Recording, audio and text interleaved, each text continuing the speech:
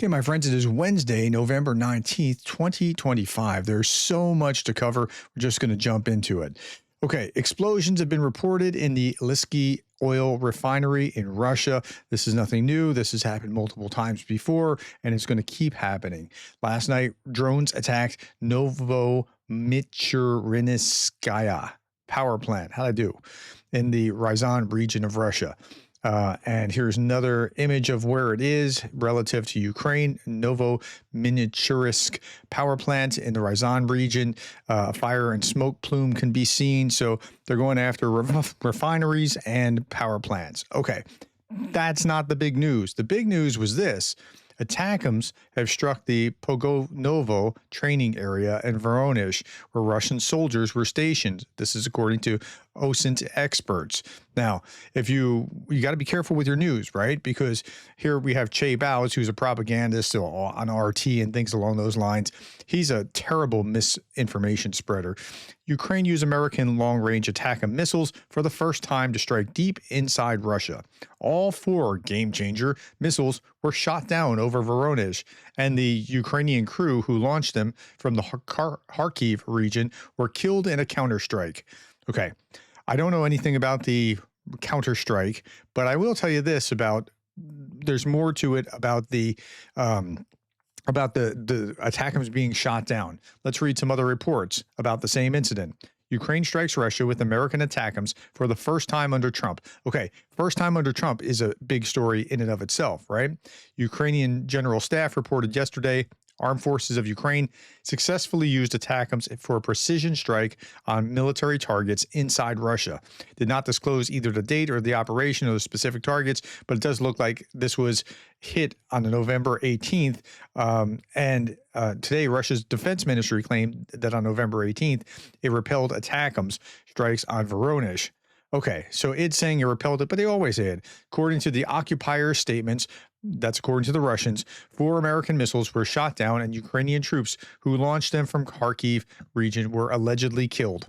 All right, so that's what the Russians are officially stating. Now, let's look at this. Details for missile debris shown by Russia confirm Ukraine launched ATACMS at Voronezh region on November 18th, marking the first use of U.S.-made missiles. According to Russian MOD, S-400 and Panzer S-1 systems helped repel the attack. Ukrainian sources claim a Russian military training ground was hit. They also confirmed several missiles were indeed shot down. But when they say shot down, what do we mean by shot down? Analyst channel Alexa Nova assesses that none of the 4 ATACMS missiles launched at Voronezh were intercepted.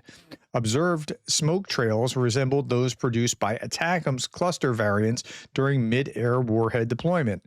Images published by Russian sources show intact missile casings without visible damage from air defenses, suggesting warheads functioned as intended. So there were some that looked pretty intact. Okay. Now, I want you to look at this one on the right-hand side of the screen because this is how ATACMS actually work. They start spinning and then they blow out their clusters. See? And when they blow out their clusters, that's where the warheads go. So that casing and the back side here would still be there regardless, and they could claim that that's shot down. Okay. A highly likely target of the ATACMS ballistic missiles attack on Voronezh was the Baltimore Air Base, according to footage by analysts. One video shows 4 smoke trails above the site, consistent with ATACMS cluster warheads deployments. So we're even seeing video that shows what it looks like when they actually do deploy appropriately. Now, so they were attacking the Baltimore Air Base, according to where there was a gathering of troops, apparently. Okay. The head, now this is in Ukraine. This other story is kind of showing why you don't do this. The head of the Zhytomyr Military Institute is a colonel. He ordered to punish the cadets for following the order of the commander-in-chief of the armed forces of Ukraine. The cadets refused to come out for formation in military uniform, and the colonel didn't like that. What? This is just such a terrible thing to be doing, to gather in large groups. Leadership has ordered to give all violators reprimands for failure to comply with the order and low executive discipline. So, but it's not okay to violate Zelensky or Sersky or whoever's order not to congregate together. That's precisely the problem that that Russia was having. Okay, let's look at what Russia was doing to Ukraine overnight. 524 missiles and drones. That's a lot, but there was an interception rate of 92.1%. That's overall. And then 92% of Shahed and other drones, 95% of KH-101 cruise missiles, 100% of Caliber cruise missiles, 0 of the Iskander ballistic missile. They, again, only Patriots really handle ballistic missiles. This is what it looked like overnight. And they hit in Kharkiv and other areas, but Ternopil was one of the places that just really got hit hard. Timothy Snyder summarized last night, Russia sent about 500 drones and missiles to kill Ukrainians. Most were intercepted, but those that got through hit a post office, a store, a power plant, and multiple residences. 19 people were killed in Ternopil. Okay, or Ternopil. And you can see real-time updates, starting to see Russian cruise missiles making their final terminal moves, and you can see where they are. They're going, there's a rocket hitting the Ternopil, there's missiles in Dnipro, there's and on, right? Precise Russian drone strike on a supermarket in Kharkiv. Was it liberated or denazified or demilitarized? But they hit the supermarket. This is what Russia does day over day. In Lviv, an energy facility was damaged by a Russian strike. A woodworking plant and a warehouse were also hit. Also in Lviv, Russian missile strike sparked fires at a food industry warehouse, destroying production site of the Pizza Hut restaurant chain, one of many attacks on civilian infrastructure. Pizza Hut. That's what they were attacking. 9 KH-101 cruise missiles struck a single location in Ternopil. Well, not all 9 struck. Some were shot down in the process, but they were targeting there. The strike caused severe destruction and civilian casualties. The death toll has risen to 19. I saw just one other article that said 20, so 19, 20, whatever it is. It's unfortunate that the civilians are being targeted at night, largely while they sleep. Local police say that as of 1,219 people have been killed, 64 injured in Ternopil. 14 children are among the injured. Now, 24 is the current record for Russian Shahed kamikaze drones to be intercepted in one night by a single Sting anti-Shahed drone operator. I think these things are, the more these come online, the better that's going to be everywhere. But again, when you attack Kyiv, it's one thing. When you attack Ternopil, which is not a major, I mean, it's a reasonably large city near Lviv, but it's not like a Kyiv or an Odessa or a Kharkiv or something along those lines. So they need to be spread out everywhere that they need to be in order to attack these Shaheds. Today, F-16 and Mirage 200 pilots intercepted and destroyed at least 10 incoming cruise missiles. F-16s have taken down more than 1,300 enemy aerial targets since the war began. U.S. greenlights a critical $105 million Patriot upgrade to shield Ukraine cities as Russian missiles assaults continue. Now, again, $105 million. I mean, it's not going to. That'll go quick, right? It's not nothing. I'm grateful that it's there, but it'll go quick. Great Invincible Russia. This is just some commentary by Ilya Pomerenko. Great Invincible Russia knows just one strategy. If it can't defeat Ukrainian military in 4 years or a full-scale war, it will bravely combat Ukrainian families and bury them under rubble of their apartment blocks in cities. That's what's going on.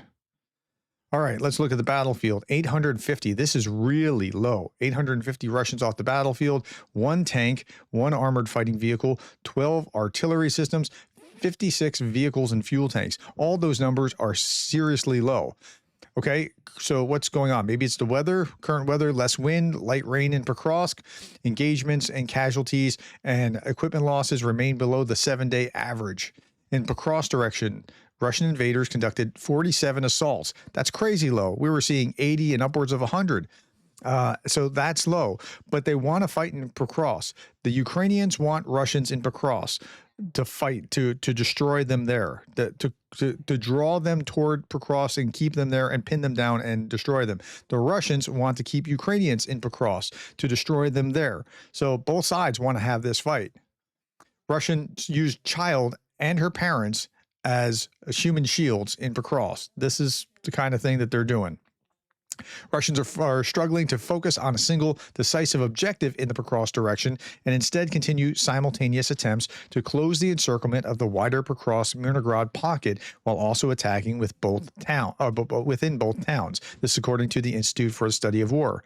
Russian forces are trying to employ their new offensive template in the Seversk-Liman direction to set conditions for an advance on Ukraine's fortress belt in the northeast and east. So they're learning from what they've done in Pokrovsk as far as sending in these small teams as opposed to sending in large meat waves.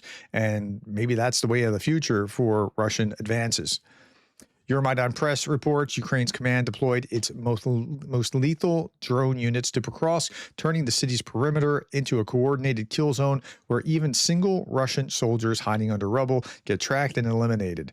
Numbers reveal the scale. Birds of Magyar eliminated 8,005 Russian troops in October alone, not just in Pokrovsk, but generally speaking on the battlefield. GUR Special Forces added 1,500 Russian casualties in a single month, using fiber optic drones to overcome electronic warfare. This followed Zelensky's direct visit to every major drone unit in the sector. The deployment shows Ukraine's commitment to holding Pokrovsk, gateway to northern Donetsk. Russia may control 81% of Donetsk at this point. They do not yet have Pokrovsk. I say yet because given enough time, yeah, I think it'll happen, but Pokrovsk still holds. Russian forces are now bombing Mirnograd with a 3-ton FAB 3000 munitions after failing to capture the strategic town through ground assaults. The same infiltration tactics that succeeded in Pokrovsk, small teams using nearby settlements for cover, collapsed around Mirnograd. Open fields surrounding the town gave Ukrainian defenders clear sight lines and fire control. Russian armored columns tried advancing under fog cover, but Ukrainian fiber optic drones destroyed multiple vehicles despite Russian electronic warfare jamming. So it's not going so well. But again, I think the wave of the future is the Russians have learned their lessons in Pokrovsk about how to infiltrate with these small teams. They'll send in 2 or 3, 2 will die, 1 will make it in. And then they'll send another 2 or 3, 2 will die, 1 will make it in. ISW reports that Russian forces are experimenting with drone-guided infiltration raids in the Seversk and Liman directions. And again, the goal is to set conditions to challenge Ukraine's fortress belt using these tactics from Pokrovsk. So that, I think, is what to look for in the future. Here's the destruction of a Russian ground drone with ammunition. Here's the after, and here's the before. And you can see the drone coming into it, and, well, you know what's about to happen. This is an image of Voronezh. This is what Russia has done to Voronezh. This is how Russia liberates their Russian speakers from those bad Ukrainians. This is what Russia brings. According to data from Ukrainian Coordination Headquarters, between February 2022 and July 2025, Russia forcibly mobilized 46,327 Ukrainians, not Russians, but Ukrainians from temporarily occupied territories. That's 16% of all POWs are Ukrainian citizens, including 6% who are residents of Crimea. Just think about this. If Russia took all of Ukraine, it would mobilize all of Ukraine, put it into its army, and then have a larger, bigger, badder army to go after other targets. Okay, we'll end with this. Meet Patrick, a drone pilot from the 65th Mechanized Brigade, and his furry comrade, Raccoon Molly. Ukrainian warriors not only defend their homeland, but also protect our little friends. All right. That's all that I have, my friends. That's a lot to get through. Thank you for your time and your patience with me. Thank you for the likes and the shares and the subscribes. And thank you for being the kind of person who cares about Ukraine.